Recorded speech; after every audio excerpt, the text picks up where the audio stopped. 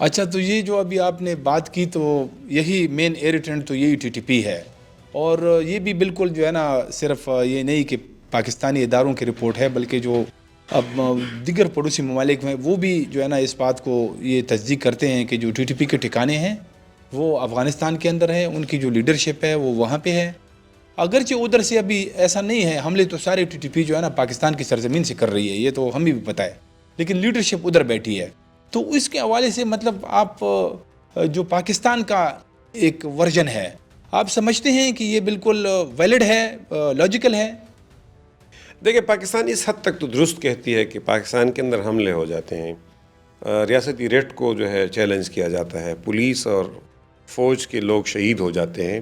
Civilian شہید ہو جاتے ہیں، اور پاکستان کے اندر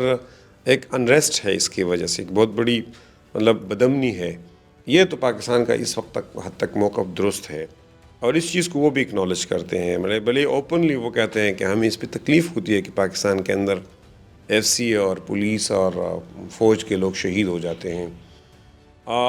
لیکن ظاہر پھر ان کے اپنے مسائل ہوتے ہیں، اور پھر وہ اپنے مسائل کا ذکر کرتے ہیں۔ وہ یہ اوپنلی کہتے ہیں کہ پاکستان کے اندر جو حملے ہیں وہ ٹھیک نہیں ہے، وہ جائز نہیں ہے، وہ شریعت کی بھی اگینسٹ ہے، وہ یہ بات اوپنلی کہتے ہیں۔ وہ کہتے ہیں کہ ہمارا جو سینٹرل فتویٰ کونسل ہے، ان کا ایک سینٹرل فتویٰ اتھارٹی ہے، اس نے کہا ہے کہ طالبان ٹی ٹی پی کو کوئی ہماری طرف سے کوئی فتویٰ ایشو نہیں ہوا ہے، بلکہ ہم نے تو جنرل فتویٰ ایشو کیا ہے کہ اپنے بارڈر سے باہر جو کارروائیاں ہے وہ ٹھیک نہیں ہے، وہ اتنا جائز نہیں ہے۔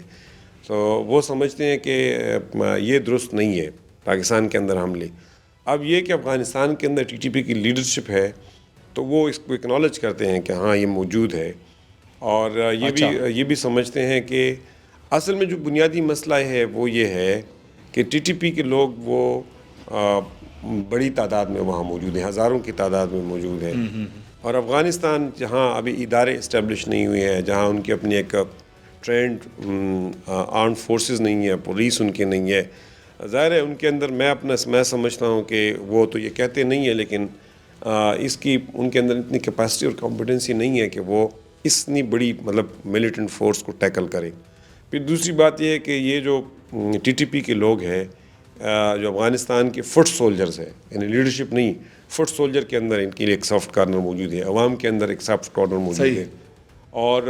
سچی بات یہ ہے کہ پاکستان کے اندر خلاف ایک نیگیٹو پرسیپشن بھی موجود ہے۔ تو ملیٹریلی یعنی فوجی طور پہ ان کو ٹیکل کرنا شاید طالبان کے بس کی بات نہیں ہے، اور طالبان کی خواہش یہ ہے کہ یہ مسئلہ جو ہے نیگوشیشنز کے ذریعے سے حل ہو، اور طالبان یہ سمجھتے ہیں کہ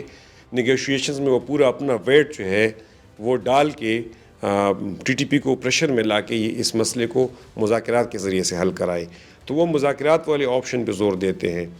اور ان کا خیال ہے کہ نہ بائی فورس ان ہزاروں لوگوں کو پاکستان ختم کر سکتا ہے، اور اگر ہم کارروائی شروع کریں گے تو افغانستان کے اندر ایک نہ ختم ہونے والی خونریزی کا سلسلہ شروع ہو جائے گا، ڈیسٹیبلائزیشن ہو جائے گی۔ تو اس وجہ سے وہ سمجھتے ہیں کہ یہ مسئلہ